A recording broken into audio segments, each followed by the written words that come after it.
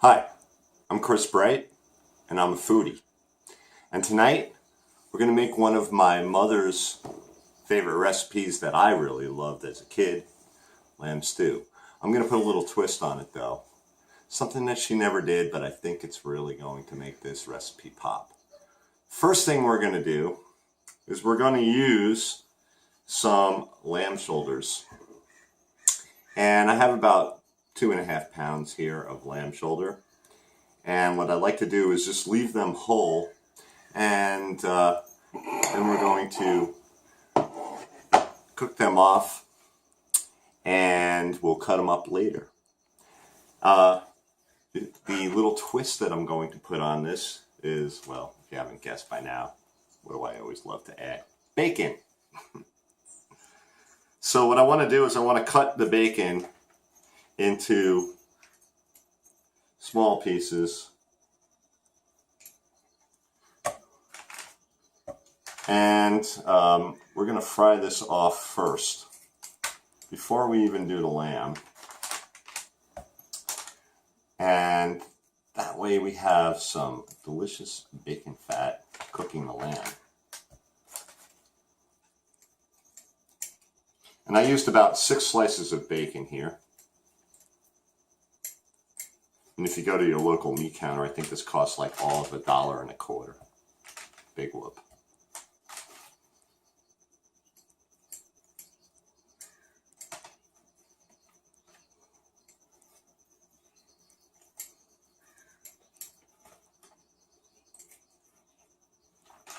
And there we go. Now over to the pot. Taking my heavy-duty cast iron enameled pot, Dutch oven, if you will, and I've added some extra virgin olive oil. And now I'm going to take the bacon pieces and I'm going to just put them into the olive oil, get them toasty and whatnot.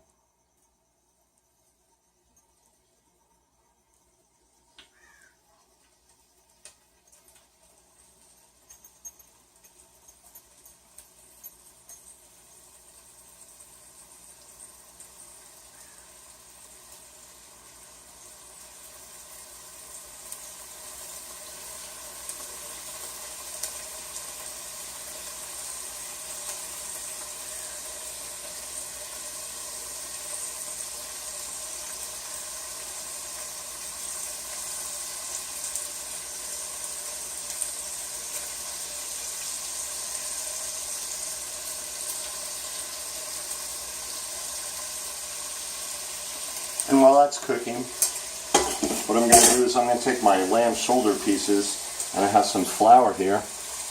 And what I like to do is just coat them in flour. The reason why I do this is because the flour is going to thicken the sauce.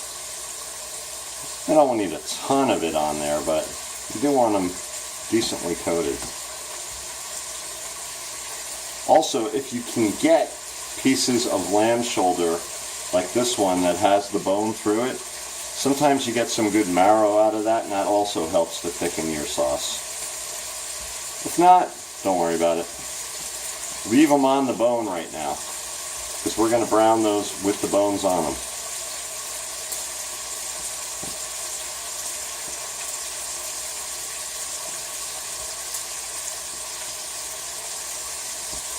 And the last one.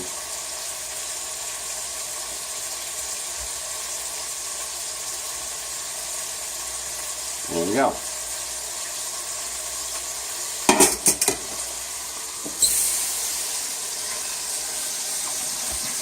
Always wash your hands as many times as you can, unless you want your food to be full of contaminants and disgusting. Okay, so the bacon is kind of browning a bit. We're almost at a point where we want to add the lamb. Still a little bit undercooked, but that's okay. It will cook.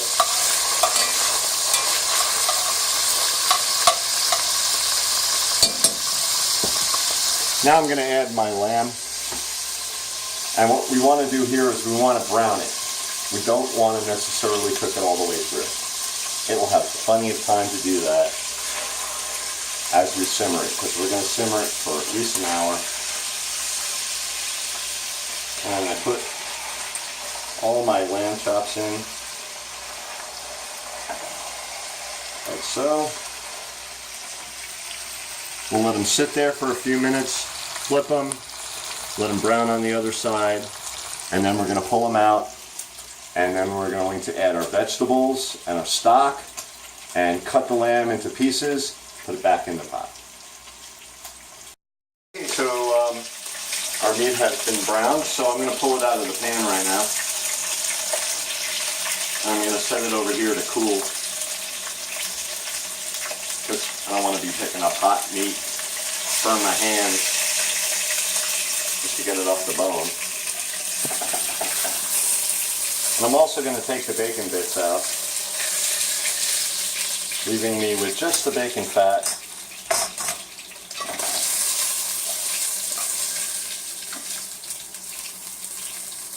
To cook my vegetables. I'll turn the heat down a little bit, it's starting to smoke there. Alright, so here we have our mushrooms and onions. Put them in first. And saute them for a little while. And that's just white mushrooms that I've sliced, and a white onion that I've chopped coarsely. You don't want huge chunks, but you know, you do want it to be so it's not gigantic pieces. And we'll just let them saute for a minute or two.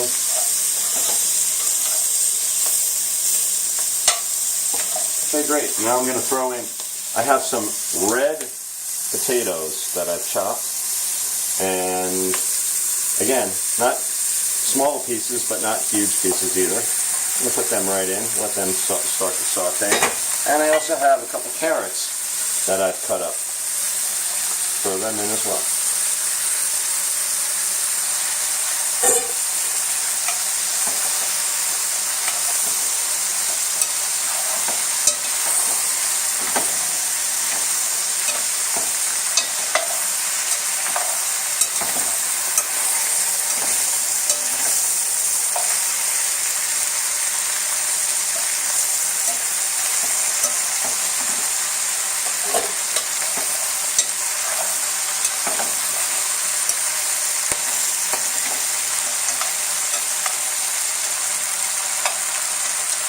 Okay, so the next thing I want to add is a little bit of white wine. So I'm going to grab some out of the fridge. And probably just about a half a cup is going to be good enough. We just want to be able to let it reduce while the vegetables are sauteing. It's also going to lower the temperature of the pot. So you've gone from a very high heat down to something that is cooler.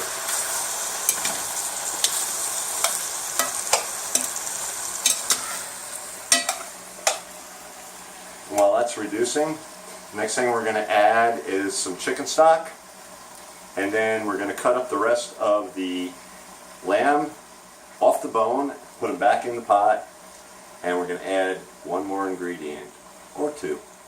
Come back in a few minutes, you'll see what happens. So now we want to add some chicken stock to this, and I don't know, a cup or so. I let the wine reduce. That ought to be good. And I'm going to let it simmer. First I'm going to bring it to a boil, then I'm going to let it simmer for probably about a half an hour. That way, by that time, my lamb will be cool, and I'll be able to cut it up and put it back into the pot, and then we're going to finish it off with a few other spices, herbs. See you in a little while. Okay, so the vegetables have sauteed for a while, and got them on low. And I just want to show you how I break up the lamb. What I do is I'll take a chop with my kitchen shears, and I'll cut it with my kitchen shears. This is much easier than trying to do this with a knife, especially since you got a couple of bones in there that you got to work your way around. and just cut it into pieces. If you can see, I've already done the majority of them. So we're going to take all that.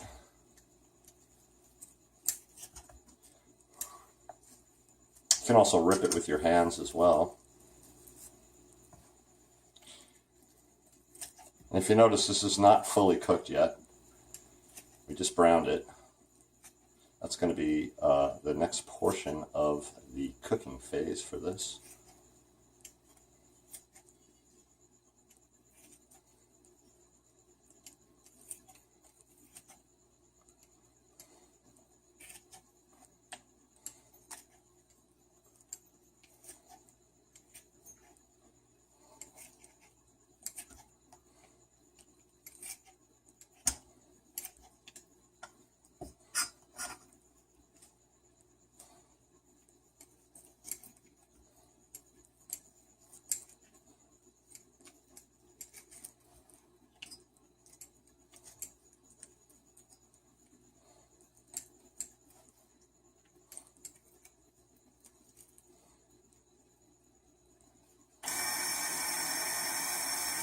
There's the buzzer going off, telling me that my vegetables are done when I already knew that.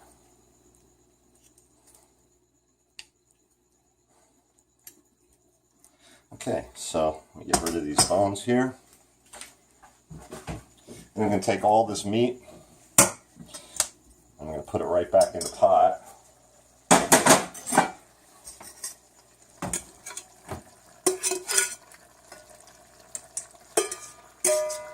That includes all the bacon bits that we had.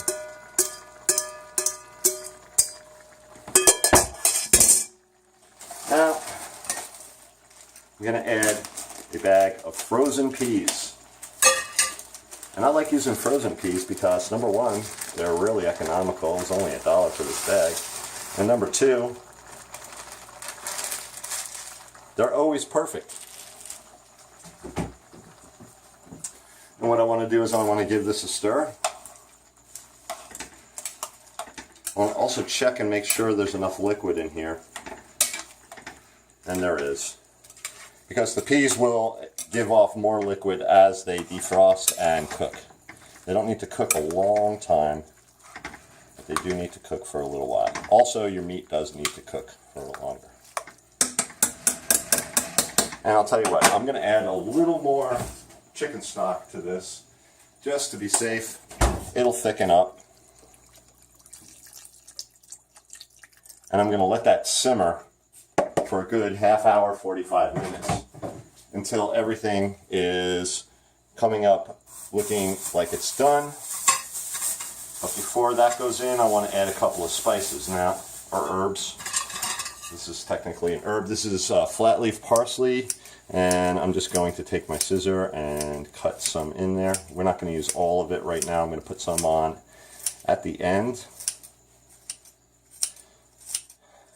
And also I want to add two other things. Okay. I want to add some thyme, a little bit. Now if you have fresh thyme, go ahead and use it. I have dried thyme, that's fine. And I also want to add a little bit of sage, which I have right here. If you have fresh sage, again, use fresh sage. Nothing against it, but if you don't have fresh sage and you want to use a little bit of dried, rubbed, powdered sage, whatever, go ahead and use that. And now, the most important spice in lamb stew, in my opinion, is fresh ground pepper, and you need a bunch of it. I like at least a tablespoon or so,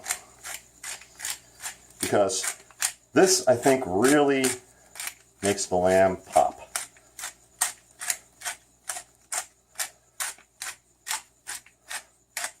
Okay, and I'm going to add a little bit of salt, just a little bit, tiny bit. You can always salt it up a little more later. Stir it up, let it simmer, and I'll see you in about a half an hour.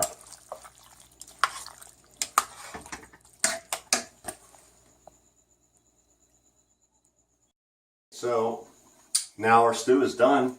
I just want to finish it off with a little bit of butter, and that'll give it a nice delicious finish.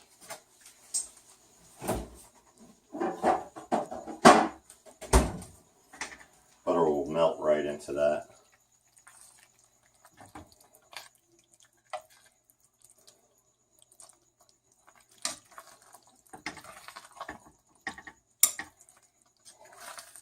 And see how thick it got?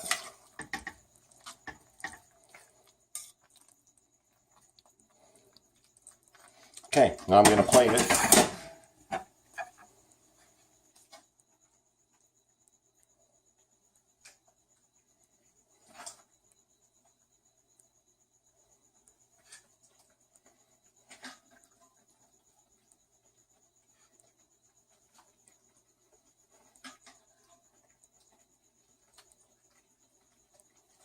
There you have it. My mom's lamb stew. So there's my recipe for my mom's lamb stew with my own special twist, bacon. I hope you make this recipe for your friends, your family. It's delicious, it's easy, and one pot meal. Manja. Let's give it a try.